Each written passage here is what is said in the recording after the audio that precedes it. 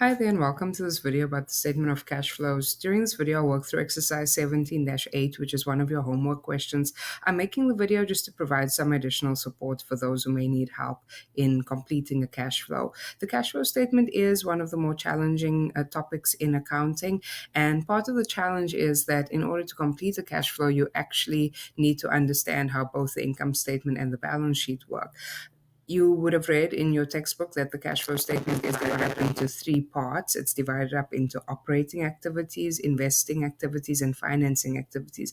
But you may still be wondering, well, what's the point, right, of the statement of cash flows? So I'm going to just go to the question here, exercise 17-8. You can see over here that we are looking at the cash balance, right? In 2016, at the end of the year, the cash balance was 22,000. At the end of 2017, it's 63,000. So anyone looking at that can see that the balance changed by 41,000. It increased, right, by 41,000. But now the question is, what brought about that change? And the purpose of the statement of cash flows is really to explain how that change came about, right? Where did the 41,000 come from? Was it from operating activities, investing or financing activities, or some combination of the three? And when we are preparing a cash flow, as you can see here, we get given at least the changes in the balance sheet numbers or a balance sheet itself. You also need income statement numbers. Sometimes it's a whole income statement. In this case, the income numbers are just given in the additional information. And then you also usually have some additional information. We are being asked to prepare the cash flow using the indirect method. That means that what we are doing is starting with a net income number and then reconciling it with various other items to get to a net cash provided by operating activities.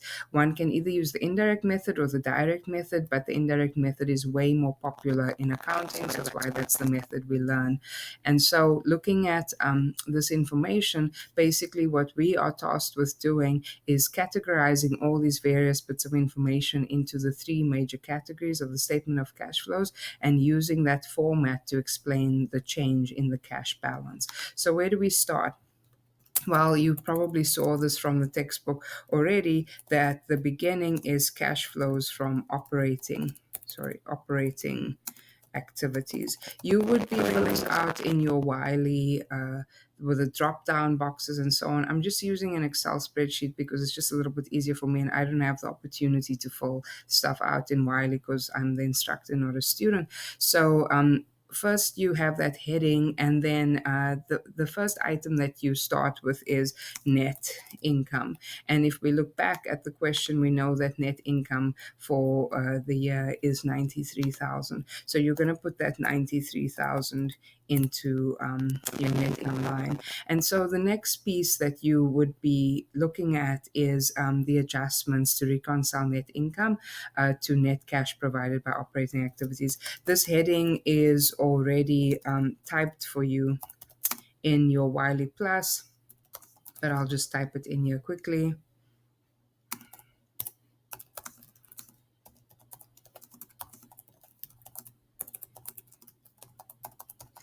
All right, so that's basically just telling a reader what's coming next. So now when it comes to these adjustments, you want to actually just remember that they're basically in three categories. You've got the first one is adding back any non-cash expenses. So you're talking about depreciation expense, you're talking about amortization expense, or any other non-cash expense that may exist in the income statement. Remember, we're starting with net income, which is the bottom line on the income statement. So you already said revenue minus expenses plus any gains minus any losses. So now we're adding a depreciation expense, for instance.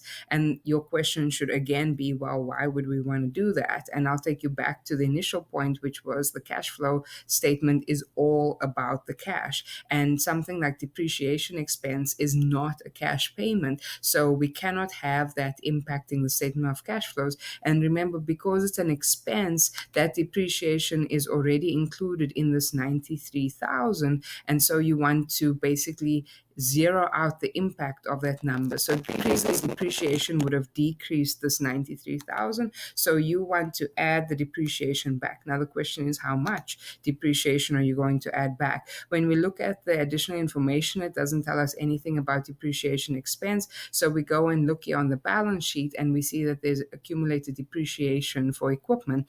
And that number, the change in that number is 34,000. Now the question is that the only thing that relates to depreciation expense?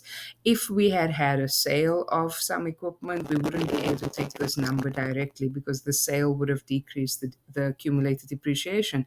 But when we look at the additional information, we see that no equipment was sold during 2017. Land was sold, but it was sold at cost, but land would be irrelevant anyway because land isn't depreciated. So we are able to find our depreciation expense number by just taking the change in accumulated depreciation. So we go back to the question here and we type in depreciation expense. Again, I'm typing, you would just be using drop-down boxes, and the number is 34,000. So that's number one out of three adjustments that you have to make for the operating activities. The second adjustment is looking at gains or losses from sales of, let's say, land, equipment, maybe the redemption of a bond before maturity, things of that nature. So you're looking for gains and losses. Those gains and losses would have already impacted your net income, but we want to reverse that impact in the operating activities section because those items will be dealt with separately in investing and financing activities. You can hear I was really explicit when I said that.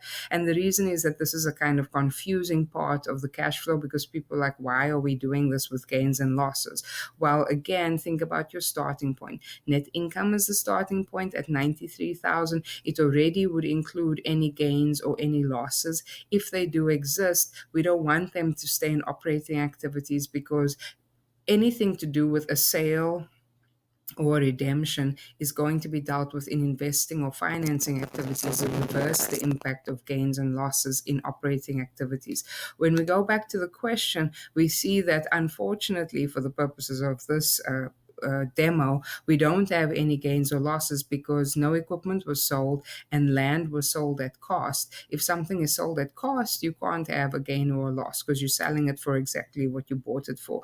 And then bonds were redeemed. They weren't redeemed before maturity, so there's no gain or loss there either. So basically, we have nothing for the second adjustment for gains or losses. So we're done with that. So looking at the third item, and again, all these things are listed in your textbook, we're talking about accounting for the changes in current assets and current liabilities. So we're talking about non-cash current assets and then also the current liabilities. When I say current assets, I'm talking about accounts receivable and inventory, and current liabilities in this case is accounts payable. We wouldn't look at the changes in cash for this purpose because we're actually trying to explain the change in cash through the entire statement of cash flows. So basically, we're only going to look at accounts receivable and inventory. And again, if you've been reading the textbook, you'll know that accounts receivable and inventory relate to the operations of the company. So that's why they're going to be part of operating activities. And so let's take accounts receivable first to show how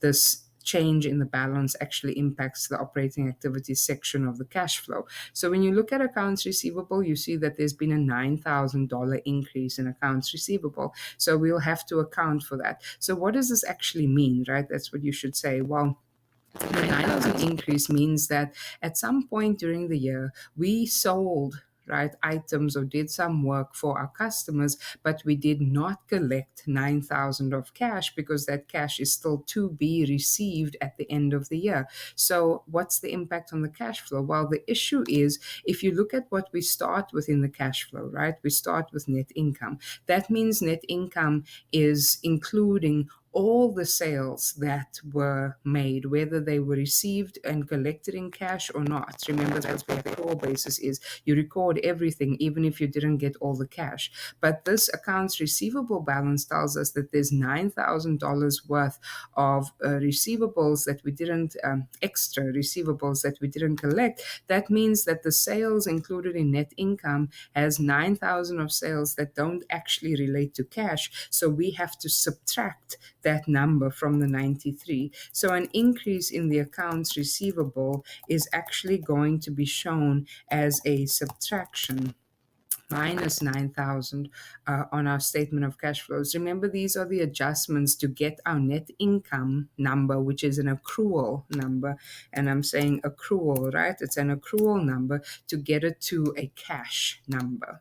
All right, so now looking at inventory, we see that inventory went down by 19,000, right? So the question is, what does this mean? Now you're going to say, well, inventory doesn't show up, right, in the income statement. And you'd be correct, because inventory lives on the balance sheet. But there is an account in the income statement that actually relates to inventory. It's called cost of goods sold. Cost of goods sold is an expense. You may remember a multi-step income statement being sales less cost of goods sold gives you gross profit. That may ring some distant memories, right? But so now what's the issue, right, with the inventory? Well, basically, cost of goods sold, the expense, was subtracted from sales, and eventually that subtraction of the expense decreases, right, our income, and so it would have impacted net income. But we used up $19,000 of inventory, and that became cost of goods sold, but that amount was not paid for in cash, because it actually turns out that the inventory that we used up, the 19,000, existed in our inventory at the end of last year. So our net income is lower by 19,000 through the cost of goods sold than it should be, because we used inventory that we already had on hand. Therefore, this decrease in inventory actually needs to be added back onto our net income to show that there's $19,000 of cost of goods sold that decreased net income but wasn't actually paid for in cash. Now, if you're feeling super overwhelmed by all of this increase and decrease business, please note that there are rules given, as I'm sure you've seen in the textbook, where you can actually just memorize that an increase in a current asset is a subtraction, and and so on. So if you cannot completely think through the explanation yet, that's okay. Make sure that you've actually memorized the way the increase and decrease goes. Eventually, as you continue to do multiple examples, you'll be able to get to the point where you can actually figure it out in terms of the logic. Now we move on. Remember, land and equipment are not going to be current assets, so we don't have to take them into consideration. But certainly accounts payable is a current liability, so we'll have to look at that change. So we're talking about a change from 47,000 to 39,000, right? So what does that mean? That's a decrease, right, in our accounts payable number. So the question is, how do we account for that decrease? If we know that there's a decrease in accounts payable, it means that we paid, right, some of our liability off. And so if we paid off some of our liability to the tune of 8,000, what does that mean about our cash, right? That actually means that our cash decreased. So that one is a little bit easier to understand. So basically what we're saying is that this decrease in accounts payable is actually cash that flowed out but was not captured anywhere in the income statement. Because remember, when you have a decrease in accounts payable, it's basically going to be a debit to accounts payable and a credit to cash. And wow. So you see that there's no revenue or expense in there, so it wouldn't have come up in the income statement, but it certainly does affect cash. So that means that we do need to account for it in our statement of cash flows. So at this point, we've actually gone through all three of the adjustments that are needed in the cash flow from operating activities section. So what we do now is we basically just add them up. And let's hope our formulas work right in Excel. An error. So let me try again.